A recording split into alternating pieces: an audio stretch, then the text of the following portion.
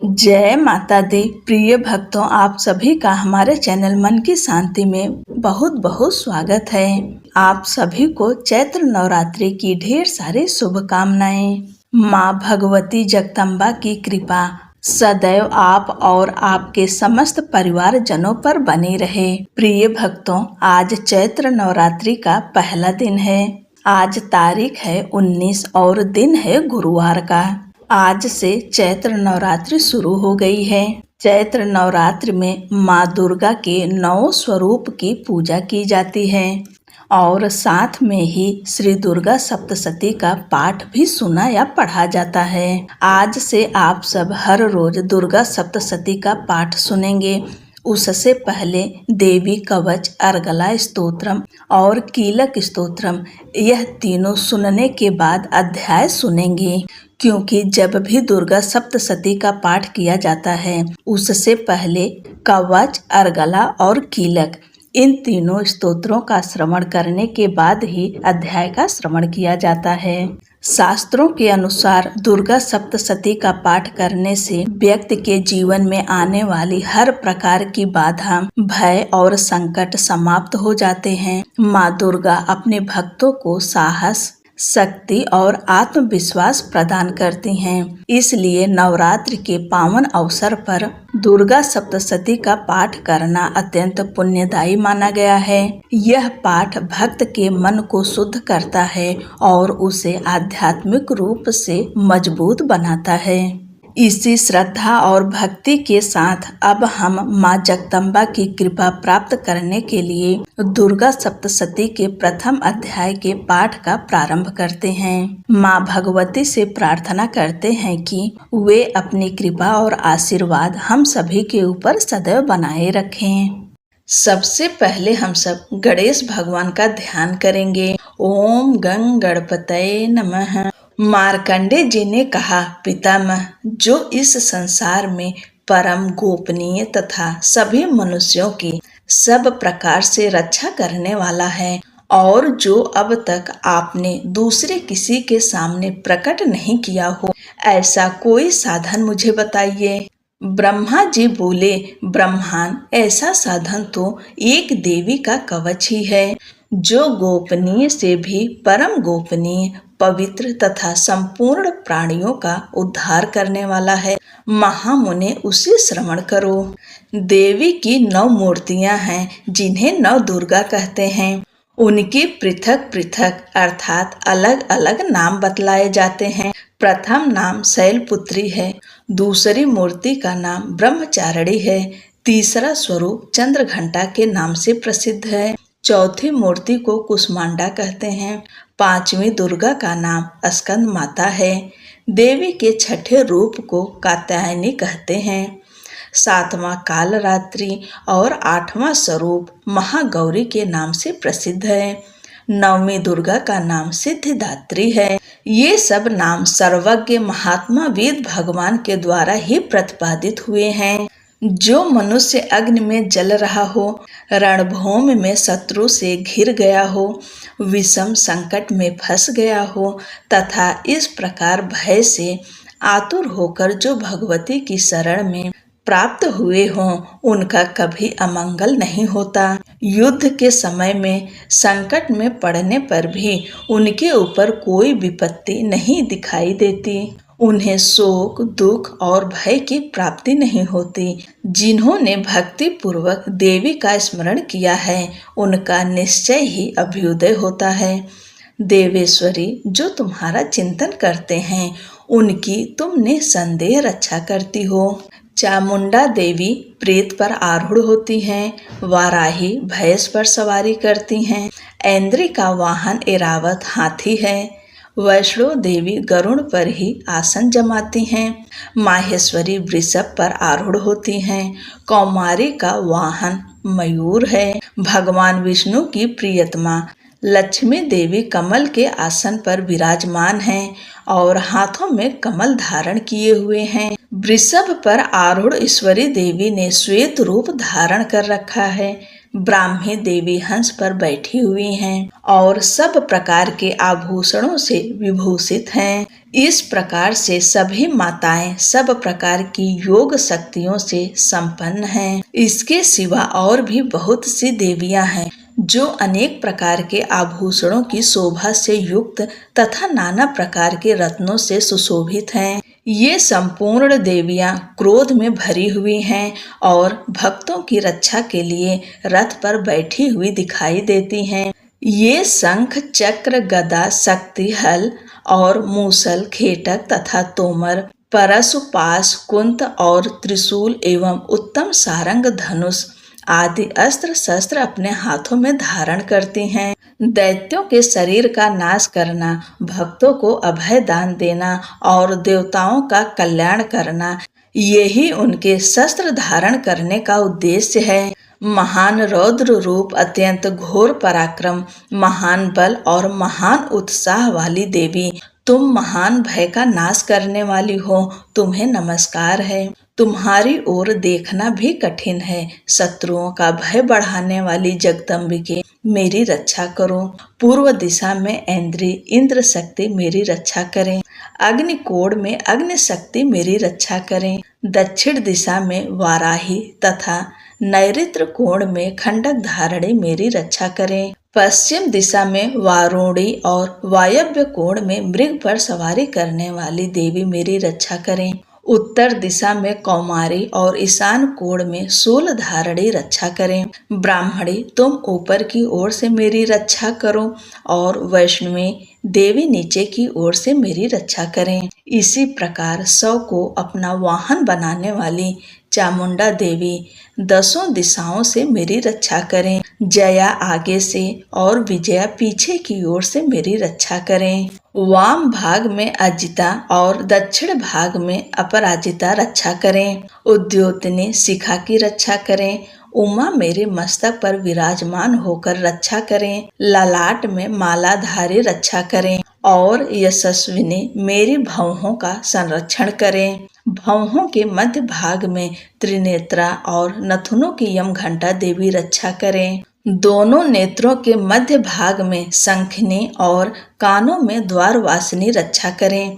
कालिका देवी कपोलों की तथा भगवती शांकरी कानों के मूल की रक्षा करें। नासिका में सुगंधा और ऊपर के होठ में चर्चिका देवी रक्षा करें। नीचे के होठ में अमृत कला तथा जिह्वा में सरस्वती देवी रक्षा करें। कौमारी दांतों की और चंडिका कंठ प्रदेश की रक्षा करें। चित्र घंटा गले की घाटी की और महामाया तालु में रहकर रक्षा करें। कामाक्षी ठोड़ी की और सर्वमंगला मेरी वाणी की रक्षा करें। भद्रकाली ग्रीवा में और धनुर्धरी पृष्ठवंश अर्थात मेरुदंड में रहकर रक्षा करें।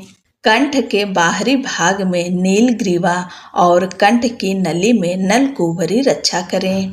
दोनों कंधों में खड्गिनी और मेरी दोनों भुजाओं की वज्र धारणी रक्षा करें। दोनों हाथों में दंडनी और अंगुलियों में अंबिका रक्षा करें। शूलेश्वरी नखों की रक्षा करें। कुलेश्वरी कुच्छी अर्थात पेट में रहकर रक्षा करें। महादेवी दोनों स्तनों की और शोक विनाशिनी देवी मन की रक्षा करें। ललिता देवी हृदय में और शूल धारणी उदर में रहकर रक्षा करें। नाभि में कामिनी और गुहे भाग की गुहेश्वरी रक्षा करें। पूतना और कामिका लिंग की और महेश वाहिनी गुदा की रक्षा करें। भगवती कटि भाग में और विंध्यवासिनी घुटनों की रक्षा करें। संपूर्ण कामनाओं को देने वाली महाबला देवी दोनों पिंडलियों की रक्षा करें। नरसिंही दोनों घुट्टियों की और तेजसी देवी दोनों चरण के पृष्ठ भाग की रक्षा करें। श्री देवी पैरों की अंगुलियों में और तलवासिनी पैरों के तलुओं में रहकर रक्षा करें। अपनी दाढ़ों के कारण भयंकर दिखने वाली दंष्ट्रा कराली देवी नखों की और ऊर्ध्व केशनी देवी केशों की रक्षा करें।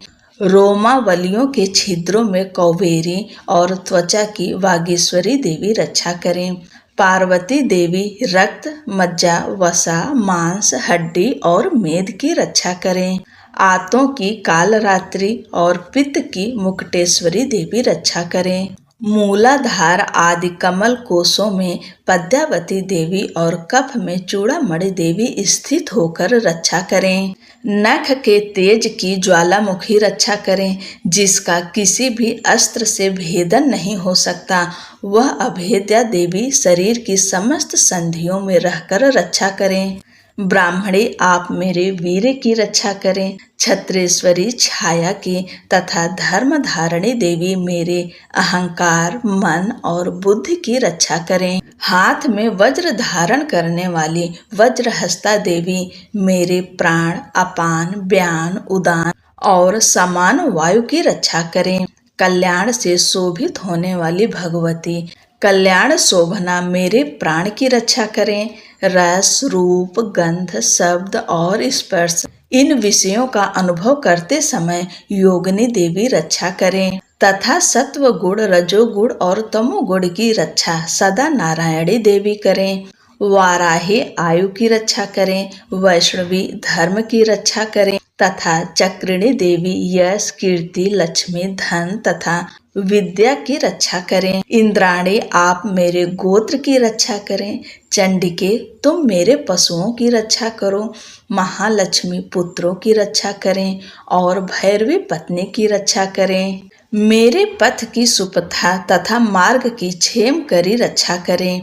राजा के दरबार में महालक्ष्मी रक्षा करें तथा सब ओर व्याप्त रहने वाली विजय देवी संपूर्ण भयों से रक्षा करें।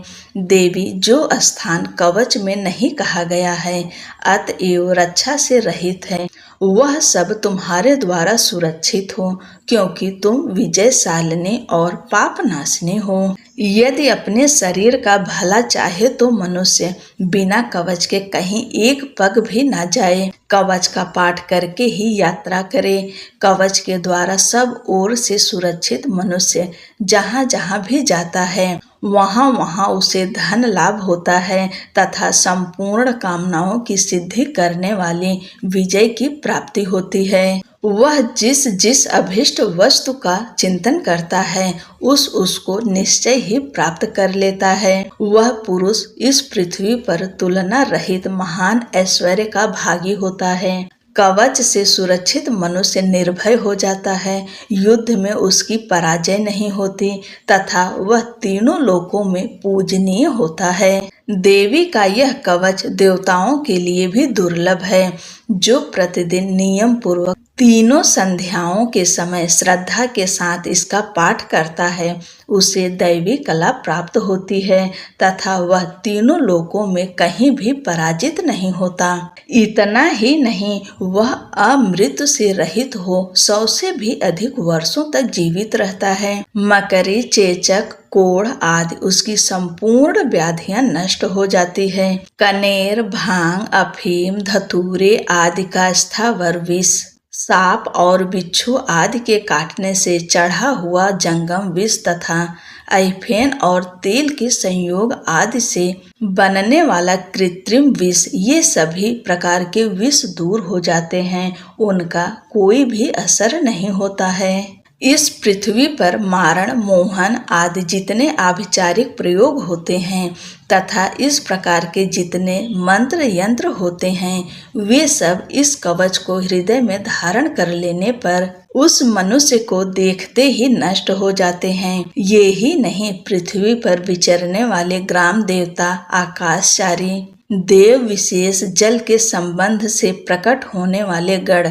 उपदेश मात्र से सिद्ध होने वाले निम्न कोटि के देवता, अपने जन्म के साथ प्रकट होने वाले देवता, कुल देवता, माला, कंठमाला आदि डाकिनी, शाकिनी, अंतरिक्ष में विचरने वाली भयानक डाकिनियां, ग्रह, भूत, पिशाच, यक्ष, गंधर्व, राक्षस, ब्रह्म राक्षस, बेताल, कुष्मांड और भैरव आदि अनिष्ट कारक देवता भी हृदय में कवच धारण किए रहने पर उस मनुष्य को देखते ही भाग जाते हैं। कवचधारी पुरुष को राजा से सम्मान वृद्धि प्राप्त होती है। यह कवच मनुष्य के तेज की वृद्धि करने वाला और उत्तम है। कवच का पाठ करने वाला पुरुष अपनी कीर्ति से विभूषित भूतल पर अपने सुयश के साथ साथ वृद्धि को प्राप्त होता है। जो पहले कवच का पाठ करके उसके बाद सप्तशती चंडी का पाठ करता है, उसकी जब तक वन, पर्वत और काननों अर्थात जंगलों सहित यह पृथ्वी टिकी रहती है, तब तक यहाँ पुत्र, पौत्र आदि संतान परंपरा बनी रहती है। फिर देह का अंत होने पर वह पुरुष भगवती महामाया के प्रसाद से उस नित्य परम पद को प्राप्त होता है, जो देवताओं के लिए भी दुर्लभ है। वह सुंदर दिव्य रूप धारण करता और कल्याणमय शिव के आनंद का भागी होता है। श्री देवी कवच संपूर्ण। अर्गला स्तोत्रम। ओम नमः चंडिकाए। ओम चंडिका देवी को नमस्कार है। मार्कंडे जी कहते हैं, जयंती, मंगला काली, भद्र काली, कपालनी, दुर्गा, क्षमा, शिवा, धात्री, स्वाहा और स्वधा, इन नामों से प्रसिद्ध जगदम्बिके तुम्हें मेरा नमस्कार है। देवी चामुंडे तुम्हारी जय हो। संपूर्ण प्राणियों की पीड़ा हरने वाली देवी तुम्हारी जय हो। सब में व्याप्त रहने वाली देवी तुम्हारी जय हो। काल रात्रि तुम्हें नमस्कार है। मधु और कैटभ को मारने वाली तथा ब्रह्मा जी को वरदान देने वाली देवी तुम्हें नमस्कार है। तुम मुझे रूप दो, जय दो, यश दो और काम क्रोध आदि शत्रुओं का नाश करो। महिषासुर का नाश करने वाली तथा भक्तों को सुख देने वाली देवी तुम्हें नमस्कार है। तुम रूप दो, जय दो, यश दो और काम क्रोध आदि शत्रुओं का नाश करो। रक्त बीज का वध और चंड मुंड का विनाश करने वाली देवी तुम रूप दो, जय दो, यश दो और काम क्रोध आदि शत्रुओं का नाश करो। शुंभ और निशुंभ तथा धूम्रलोचन का मर्दन करने वाली देवी तुम रूप दो, जय दो, यश दो और काम क्रोध आदि शत्रुओं का नाश करो। सबके द्वारा वंदित युगल चरणों वाली तथा संपूर्ण सौभाग्य प्रदान करने वाली देवी तुम रूप दो, जय दो, यश दो और काम क्रोध आदि शत्रुओं का नाश करो। देवी तुम्हारे रूप और चरित्र अचिंत्य हैं। तुम समस्त शत्रुओं का नाश करने वाली हो। तुम रूप दो, जय दो, यश दो और काम क्रोध आदि शत्रुओं का नाश करो। पापों को दूर करने वाली चंडिके, जो भक्ति पूर्वक तुम्हारे चरणों में सर्वदा मस्तक झुकाते हैं, उन्हें रूप दो, जय दो, यश दो और काम क्रोध आदि शत्रुओं का नाश करो। रोगों का नाश करने वाली चंडिके, जो भक्ति पूर्वक तुम्हारी स्तुति करते हैं, उन्हें तुम रूप दो, जय दो, यश दो और काम क्रोध आदि शत्रुओं का नाश करो। चंडिके, इस संसार में जो भक्ति पूर्वक तुम्हारी पूजा करते हैं, उन्हें रूप दो, जय दो, यश दो और काम क्रोध आदि शत्रुओं का नाश करो। मुझे सौभाग्य और आरोग्य दो, परम सुख दो, रूप दो, जय दो, यश दो और काम क्रोध आदि शत्रुओं का नाश करो। जो मुझसे द्वेष रखते हों, उनका नाश और मेरे बल की वृद्धि करो। रूप दो, जय दो, यश दो और काम क्रोध आदि शत्रुओं का नाश करो। देवी मेरा कल्याण करो, मुझे उत्तम संपत्ति प्रदान करो। रूप दो, जय दो, यश दो और काम क्रोध आदि शत्रुओं का नाश करो। अंबिके, देवता और असुर दोनों ही अपने माथे की मुकुट की मड़ियों को तुम्हारे चरणों पर घिसते हैं। तुम रूप दो, जय दो, यश दो और काम क्रोध आदि शत्रुओं का नाश करो। तुम अपने भक्त जन को विद्वान, यशस्वी और लक्ष्मीवान बनाओ तथा रूप दो, जय दो, यश दो और काम क्रोध आदि शत्रुओं का नाश करो। प्रचंड दैत्यों के दर्प का दलन करने वाली चंडिके, मुझ शरणागत को रूप दो, जय दो, यश दो और काम क्रोध आदि शत्रुओं का नाश करो। चतुर्भुज ब्रह्मा जी के द्वारा प्रशंसित चार भुजा धारणी परमेश्वरी, तुम रूप दो, जय दो, यश दो और काम क्रोध आदि शत्रुओं का नाश करो। देवी अंबिके, भगवान विष्णु नित्य निरंतर भक्ति पूर्वक तुम्हारी स्तुति करते रहते हैं। तुम रूप दो, जय दो, यश दो और काम क्रोध आदि शत्रुओं का नाश करो। हिमालय कन्या पार्वती के पति महादेव जी के द्वारा होने वाली परमेश्वरी, तुम रूप दो, जय दो, यश दो और काम क्रोध आदि शत्रुओं का नाश करो। सचिपति इंद्र के द्वारा सद्भाव से पूजित होने वाली परमेश्वरी, तुम रूप दो, जय दो, यश दो और काम क्रोध आदि शत्रुओं का नाश करो। प्रचंड भुजदंडों वाले दैत्यों का घमंड चूर करने वाली देवी, तुम रूप दो, जय दो, यश दो और काम क्रोध आदि शत्रुओं का नाश करो। देवी अंबिके, तुम अपने भक्तजनों को सदा असीम आनंद प्रदान करती हो। तुम रूप दो, जय दो, यश दो और काम क्रोध आदि शत्रुओं का नाश करो। मन की इच्छा के अनुसार चलने वाली मनोहर पत्नी प्रदान करो, जो दुर्गम संसार से तारने वाली तथा उत्तम कुल में जन्मी हो। जो मनुष्य इस स्तोत्र का पाठ करके सप्तसती रूपी महास्तोत्र का पाठ करता है, वह सप्तसती के जप संख्या से मिलने वाले श्रेष्ठ फल को प्राप्त होता है। साथ ही वह प्रचुर संपत्ति भी प्राप्त कर लेता है। इति देवी अर्गला स्तोत्रम संपूर्णम। कीलक स्तोत्रम। ओम नमः चंडिकाय। मार्कंडे जी कहते हैं, विशुद्ध ज्ञान ही जिनका शरीर है, तीनों वेद ही जिनके 3 नेत्र हैं, जो कल्याण प्राप्ति के हेतु हैं तथा अपने मस्तक पर अर्धचंद्र धारण करते हैं, उन भगवान शिव को नमस्कार है। मंत्रों का जो अभिकीलक है, अर्थात मंत्रों की सिद्धि में विघ्न उपस्थित करने वाले, साप रूपी कीलक का निवारण करने वाला है, उस सप्तसती स्तोत्र को संपूर्ण रूप से जानना चाहिए और जानकर उसकी उपासना करनी चाहिए। उसके भी उच्चाटन आदि कर्म सिद्ध होते हैं, उसे भी समस्त दुर्लभ वस्तुओं की प्राप्ति होती है। तथापि जो अन्य मंत्रों का जप न करके केवल इस सप्तसती नामक स्तोत्र से ही देवी की स्तुति करते हैं, उन्हें स्तुति मात्र से ही सच्चिदानंद स्वरूपिणी देवी सिद्ध हो जाती हैं। उन्हें अपने कार्य की सिद्धि के लिए मंत्र, औषधि तथा अन्य किसी साधन के उपयोग की आवश्यकता नहीं रहती। बिना जप के उनके उच्चाटन आदि समस्त अभिचारिक कर्म सिद्ध हो जाते हैं। इतना ही नहीं, उनकी संपूर्ण अभीष्ट वस्तुएं भी सिद्ध होती है।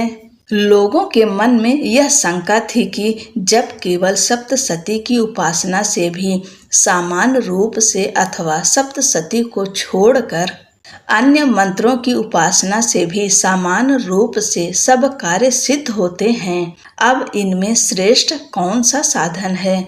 लोगों की इस शंका को सामने रखकर भगवान शंकर ने अपने पास आए हुए जिज्ञासुओं को समझाया कि यह सप्तसती नामक संपूर्ण स्तोत्र ही सर्वश्रेष्ठ एवं कल्याणमय है। तदंतर भगवती चंडिका के सप्तसती नामक स्तोत्र को महादेव जी ने गुप्त कर दिया। सप्तसती के पाठ से जो पुण्य प्राप्त होता है, उसकी कभी भी समाप्ति नहीं होती, किंतु अन्य मंत्रों के जप जन्य पुण्य की समाप्ति हो जाती है। अतः भगवान शिव ने अन्य मंत्रों की अपेक्षा जो सप्तसती की ही श्रेष्ठता का निर्णय किया, उसे जानना चाहिए। अन्य मंत्रों का जप करने वाला पुरुष भी यदि सप्तसती के स्तोत्र और जप का अनुष्ठान कर ले, तो वह भी पूर्ण रूप से कल्याण का भागी होता है। इसमें तनिक भी संदेह नहीं है। जो साधक कृष्ण पक्ष की चतुर्दशी अथवा अष्टमी को एकाग्रचित होकर अपना सर्वस्व समर्पित कर देता है और फिर उसे प्रसाद रूप में ग्रहण करता है, उसी पर भगवती प्रसन्न होती हैं, अन्यथा उनकी प्रसन्नता नहीं प्राप्त होती। इस प्रकार सिद्धि के प्रतिबंधक रूप कील के महादेव जी ने इस स्तोत्र को कीलित कर रखा है। जो पूर्वोक्त रीति से निष्कीलन करके इस सप्तसती स्तोत्र का प्रतिदिन स्पष्ट उच्चारण पूर्वक पाठ करता है, वह मनुष्य सिद्ध हो जाता है, वही देवी का पार्षद होता है और वही गंधर्व भी होता है। सर्वत्र विचरते रहने पर भी इस संसार में उसे कहीं भी भय नहीं होता। वह अपमृत्यु के वश में नहीं पड़ता तथा देह त्यागने के अनंतर मोक्ष प्राप्त कर लेता है। अतः कीलन को जानकर उसका परिहार करके ही सप्तशती का पाठ आरंभ करें। जो ऐसा नहीं करता उसका नाश हो जाता है। इसलिए कीलक और निष्कीलन का ज्ञान प्राप्त करने पर ही यह स्तोत्र निर्दोष होता है और विद्वान पुरुष इस निर्दोष स्तोत्र का ही पाठ आरंभ करते हैं। स्त्रियों में जो कुछ भी सौभाग्य आदि दृष्टिगोचर होता है वह सब देवी के प्रसाद का ही फल है। अतः इस कल्याणमय स्तोत्र का सदा जप करना चाहिए। इस स्तोत्र का मंद स्वर से पाठ करने पर स्वल्प फल की सिद्धि होती है। अतः उच्च स्वर से ही इसका पाठ आरंभ करना चाहिए। जिनके प्रसाद से ऐश्वर्य, सौभाग्य, आरोग्य, संपत्ति, शत्रुनाश तथा परम मोक्ष की भी सिद्धि होती है, उन कल्याणमयी जगदम्बा की स्तुति मनुष्य क्यों नहीं करते। इति श्री देवी कीलक स्तोत्रम संपूर्णम। बोलो अम्बे मात की जय। प्रथम अध्याय में मेधा ऋषि का राजा सूरथ और समाधि को भगवती की महिमा बताते हुए मधुकैटभ वध का प्रसंग सुनाना। विनियोग। प्रथम चरित्र के ब्रह्मा ऋषि, महाकाली देवता, गायत्री छंद, नंदा शक्ति, रक्त दंतिका बीज, अग्नि तत्व और ऋग्वेद स्वरूप हैं। श्री महाकाली देवता की प्रसन्नता के लिए प्रथम चरित्र के जप में विनियोग किया जाता है। ध्यानम। भगवान विष्णु के सो जाने पर मधु और कैटभ को मारने के लिए कमल जन्मा ब्रह्मा जी ने जिनका स्तमन किया था उन महाकाली देवी का मैं सेवन करता हूँ। वे अपने 10 हाथों में खड्ग, चक्र, गदा, बाण, धनुष, परिघ, शूल, भूसुंडी, मस्तक और शंख धारण करती हैं। उनके 3 नेत्र हैं। वे समस्त अंगों में दिव्य आभूषणों से विभूषित हैं। उनके शरीर की कांति नीलमणि के समान है तथा वे 10 मुख और 10 पैरों से युक्त हैं। ओम नमः चंडिकाय। मार्कंडे जी बोले, सूर्य के पुत्र सांवरणे जो 8वें मनु कहे जाते हैं, उनकी उत्पत्ति की कथा विस्तार पूर्वक कहता हूँ, सुनो। सूर्य कुमार महाभाग सांवरणी भगवती महामाया के अनुग्रह से जिस प्रकार मनवंतर के स्वामी हुए वही प्रसंग सुनाता हूँ। पूर्व काल की बात है। स्वारोचिष मनवंतर में सूरथ नाम के एक राजा थे जो चैत्र वंश में उत्पन्न हुए थे। उनका समस्त भूमंडल पर अधिकार था। वे प्रजा का अपने औरस पुत्रों की भांति धर्म पूर्वक पालन करते थे। तो भी उस समय कोला विंध्यवंशी नाम के क्षत्रिय उनके शत्रु हो गए। राजा सूरथ की दंडनीति बड़ी प्रबल थी। उनका शत्रुओं के साथ संग्राम हुआ। यद्यपि कोला विंध्यवंशी संख्या में कम थे तो भी राजा सूरथ युद्ध में उनसे परास्त हो गए। तब से युद्ध भूमि से अपने नगर को लौट आए और केवल अपने देश के राजा होकर रहने लगे। समूची पृथ्वी से अब उनका अधिकार जाता रहा, किंतु वहां भी उन प्रबल शत्रुओं ने उस समय महाभाग राजा सूरथ पर आक्रमण कर दिया। राजा का बल क्षीण हो चला था, इसलिए उनके दुष्ट, बलवान एवं दुरात्मा मंत्रियों ने वहां उनकी राजधानी में भी राजकीय सेना और खजाने को हथिया लिया। सूरथ का प्रभुत्व नष्ट हो चुका था, इसलिए वे शिकार खेलने के बहाने घोड़े पर सवार हो वहां से अकेले ही एक घने जंगल में चले गए। वहां उन्होंने विप्रवर मेधा मुनि का आश्रम देखा, जहां कितने ही हिंसक जीव अपनी स्वाभाविक हिंसा वृत्ति छोड़कर परम शांत भाव से रहते थे। मुनि के बहुत से शिष्य उस वन की शोभा बढ़ा रहे थे। वहां जाने पर मुनि ने उनका सत्कार किया और वे मुनि श्रेष्ठ के आश्रम पर इधर उधर विचरते हुए कुछ काल तक रहे। फिर ममता से आकृष्ट चित्त होकर वहां इस प्रकार चिंता करने लगे, पूर्व काल में मेरे पूर्वजों ने जिसका पालन किया था वही नगर आज मुझसे रहित है। पता नहीं मेरे दुराचारी भृत्यगण उसकी धर्म पूर्वक रक्षा करते हैं या नहीं। जो सदा मद की वर्षा करने वाला और सूरवीर था वह मेरा प्रधान हाथी अब शत्रुओं के अधीन होकर न जाने किन भोगों को भोगता होगा। जो लोग मेरी कृपा धन और भोजन पाने से सदा मेरे पीछे पीछे चलते थे वे निश्चय ही अब दूसरे राजाओं का अनुसरण करते होंगे। उन अपव्ययी लोगों के द्वारा सदा खर्च होते रहने के कारण अत्यंत कष्ट से जमा हुआ मेरा वह खजाना खाली हो जाएगा। ये तथा और भी कई बातें राजा सूरथ निरंतर सोचते रहते थे। एक दिन उन्होंने वहां विप्रवर मेधा के आश्रम के निकट एक वैश्य को देखा और उससे पूछा, भाई तुम कौन हो? यहाँ तुम्हारे आने का क्या कारण है? तुम क्यों शोकग्रस्त और अनमने से दिखाई देते हो? राजा सूरथ का यह प्रेम पूर्वक कहा हुआ वचन सुनकर वैश्य ने विनीत भाव से उन्हें प्रणाम करके कहा। वैश्य बोला, राजन, मैं धनियों के कुल में उत्पन्न एक वैश्य हूँ।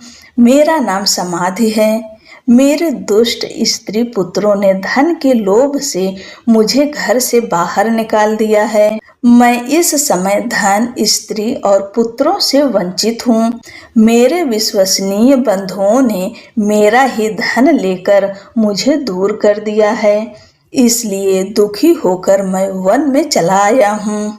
यहाँ रहकर मैं इस बात को नहीं जानता कि मेरे पुत्रों की, स्त्री की और स्वजनों की कुशल है या नहीं। इस समय घर में वे कुशल से रहते हैं अथवा उन्हें कोई कष्ट है।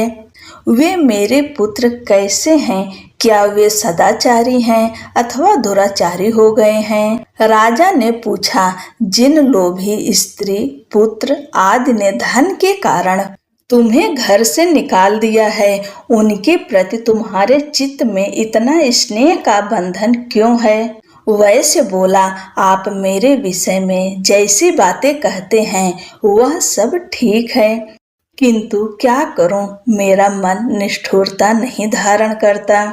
जिन्होंने धन के लोभ में पड़कर पिता के प्रति स्नेह, पति के प्रति प्रेम तथा आत्मीय जन के प्रति अनुराग को तिलांजलि दे मुझे घर से निकाल दिया है, उन्हीं के प्रति मेरे हृदय में इतना स्नेह है।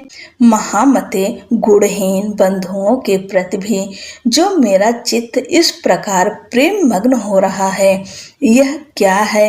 इस बात को मैं जानकर भी नहीं जान पाता।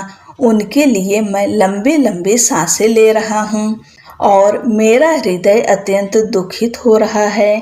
उन लोगों में प्रेम का सर्वथा अभाव है, तो भी उनके प्रति मेरा मन निष्ठुर नहीं हो पाता। इसके लिए क्या करूं?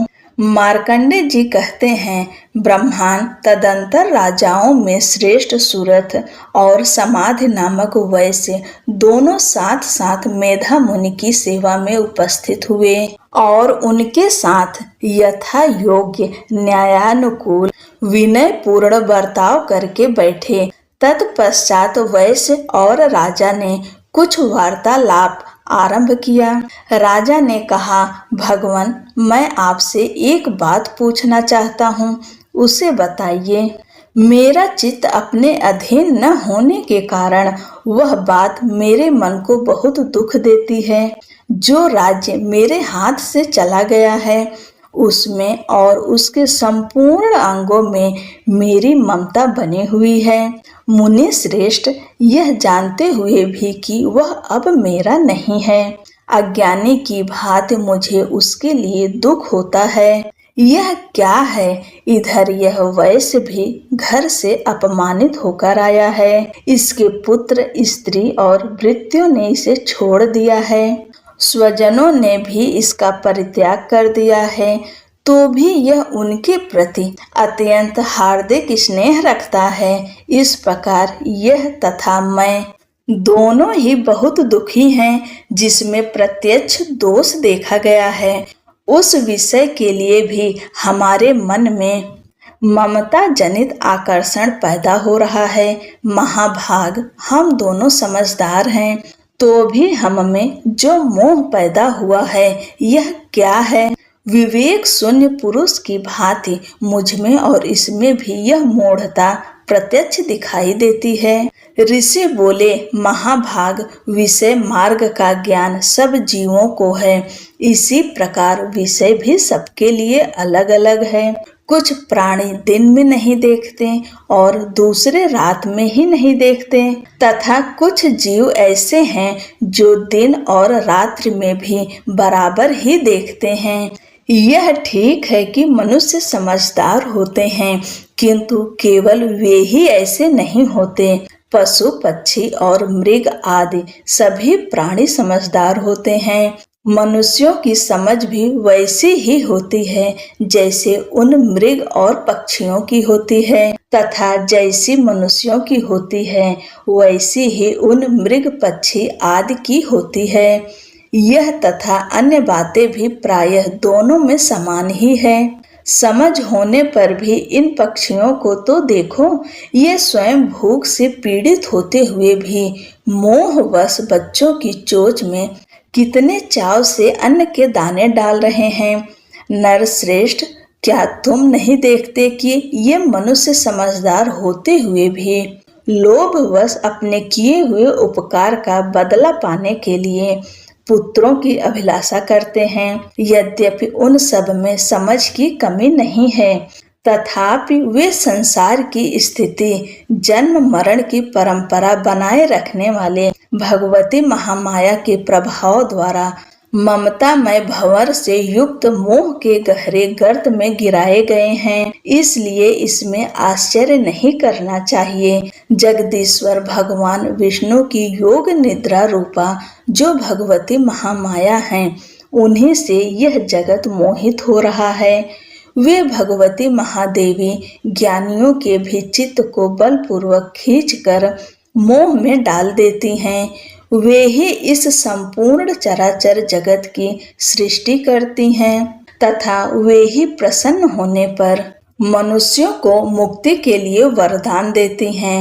वे ही पराविद्या, संसार बंधन और मोक्ष की हेतु भूता सनातनी देवी तथा संपूर्ण ईश्वरों की भी अधीश्वरी हैं।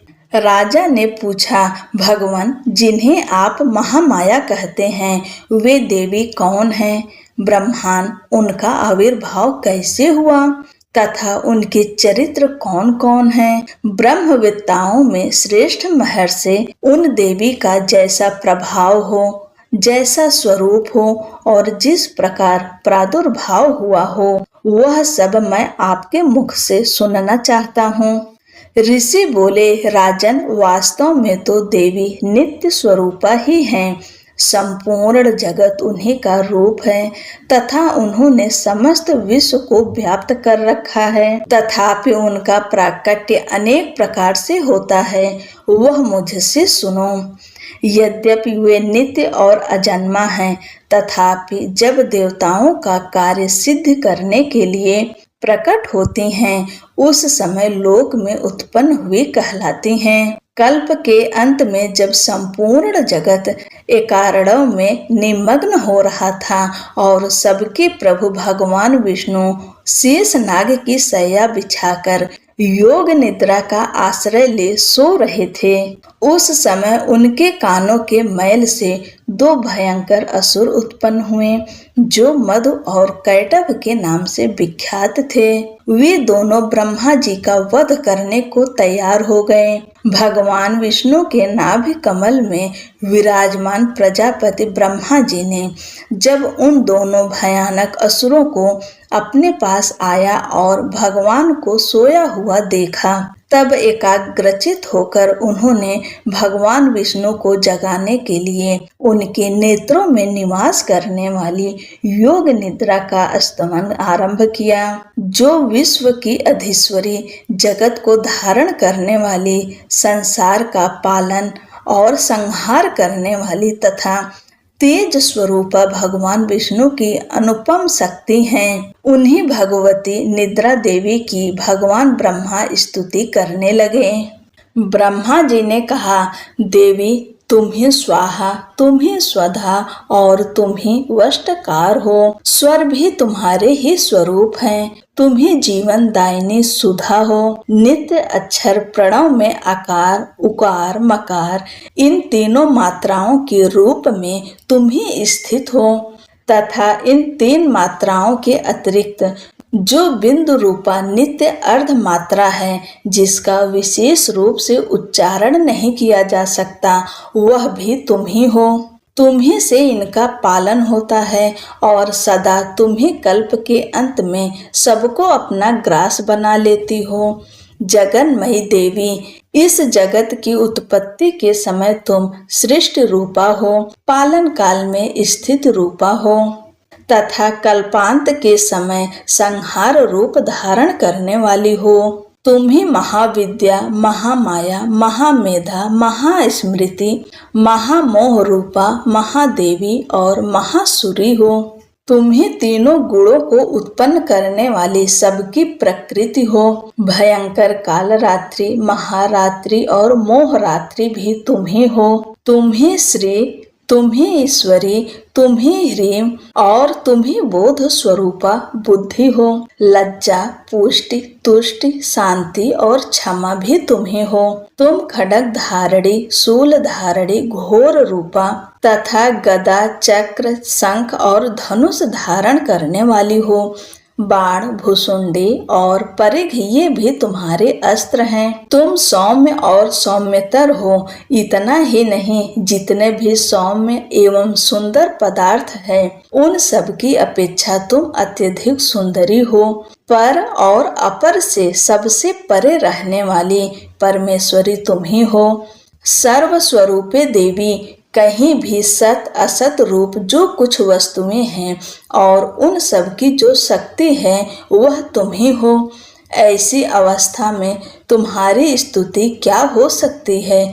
जो इस जगत की सृष्टि, पालन और संहार करते हैं, उन भगवान को भी जब तुमने निद्रा के अधीन कर दिया है, तब तुम्हारी स्तुति करने में यहाँ कौन समर्थ हो सकता है। मुझको, भगवान शंकर को तथा भगवान विष्णु को भी तुमने ही शरीर धारण कराया है, अतः तुम्हारी स्तुति करने की शक्ति किसमें है।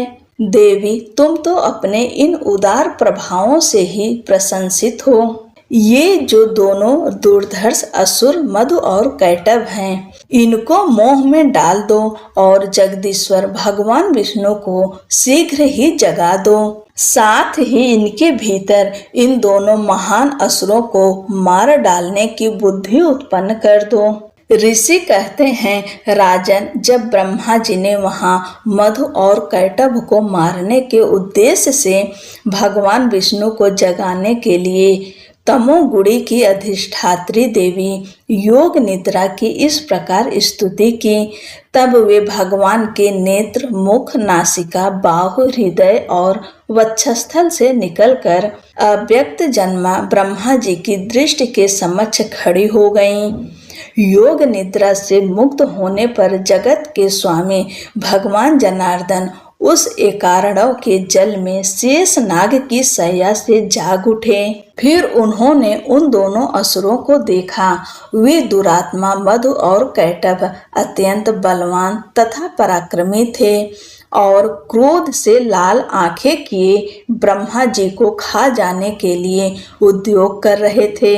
तब भगवान श्री हरि ने उठकर उन दोनों के साथ 5000 वर्षों तक केवल बाहु युद्ध किया। वे दोनों भी अत्यंत बल के कारण उन्मत्त हो रहे थे।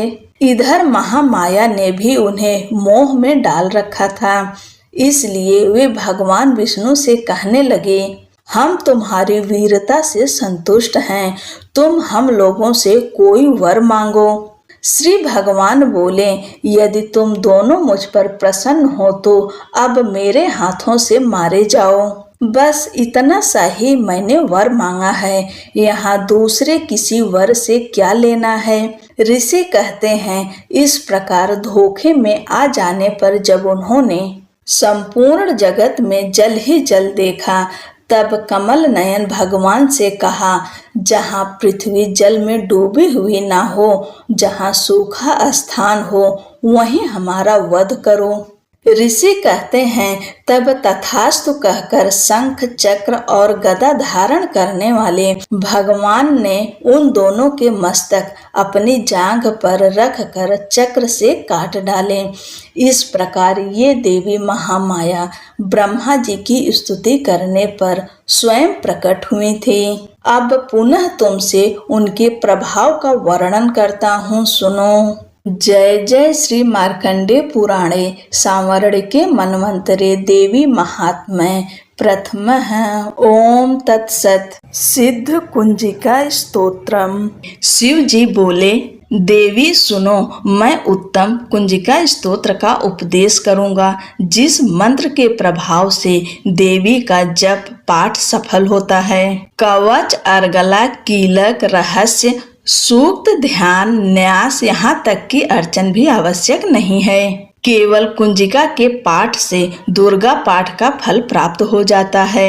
यह कुंजिका अत्यंत गुप्त और देवों के लिए भी दुर्लभ है। हे पार्वती, स्वयोनि की भांति प्रयत्न पूर्वक गुप्त रखना चाहिए। यह उत्तम कुंजिका स्तोत्र केवल पाठ के द्वारा मारण, मोहन, वशीकरण, स्तंभन और उच्चाटन आदि आभिचारिक उद्देश्यों को सिद्ध करता है। मंत्र: ओम ऐं ह्रीं क्लीं चामुंडाय विच्चे।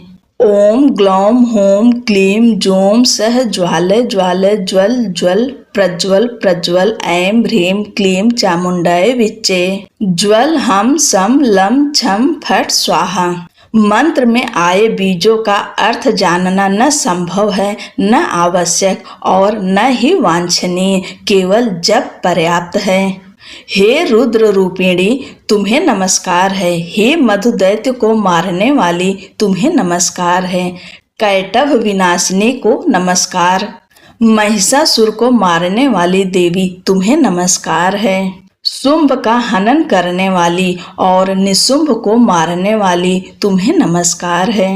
हे महादेवी, मेरे जप को जागृत और सिद्ध करो। ऐमकार के रूप में सृष्टि रूपिणी, ह्रीम के रूप में सृष्टि का पालन करने वाली, क्लीम के रूप में काम रूपिणी तथा अखिल ब्रह्मांड की बीज रूपिणी देवी, तुम्हें नमस्कार है। चामुंडा के रूप में तुम चंड विनाशिनी और ऐकार के रूप में वर देने वाली हो। विच्चय रूप में तुम नित्य ही अभय देती हो। इस प्रकार ऐं ह्रीं क्लीं चामुंडाय विच्चय, तुम इस मंत्र का स्वरूप हो। धाम, धीम, धोम के रूप में धुर्जटी अर्थात शिव की तुम पत्नी हो। वाम, वीम, ओम के रूप में तुम वाणी की अधीश्वरी हो। क्राम, क्रीम, क्रोम के रूप में कालिका देवी, साम, सीम, सोम के रूप में मेरा कल्याण करो। होम, होम, हुंकार स्वरूपिणी, जम, जम, जम, जम्भनादिनी, भ्राम, भ्रीम, भ्रोम के रूप में हे कल्याणकारिणी भैरवी भवानी, तुम्हें बार बार प्रणाम। अम, कम, चम, टम, तम, पम, यम, सम, वीम, दोम, ऐम, वीम, हम, छम, धिजाग्रम, धिजाग्रम, इन सबको तोड़ो और दीप्त करो। करो स्वाहा। पाम, पीम, पोम के रूप में तुम पार्वती पूर्णा हो। खाम, खीम, खोम के रूप में तुम खेचरी अर्थात आकाश चारणी अथवा खेचरी मुद्रा हो। साम, सीम, सोम स्वरूपिणी सप्तसती देवी के मंत्र को मेरे लिए सिद्ध करो। यह सिद्ध कुंजिका स्तोत्र मंत्र को जगाने के लिए है। इसे भक्तहीन पुरुष को नहीं देना चाहिए। हे पार्वती, इस मंत्र को गुप्त रखो।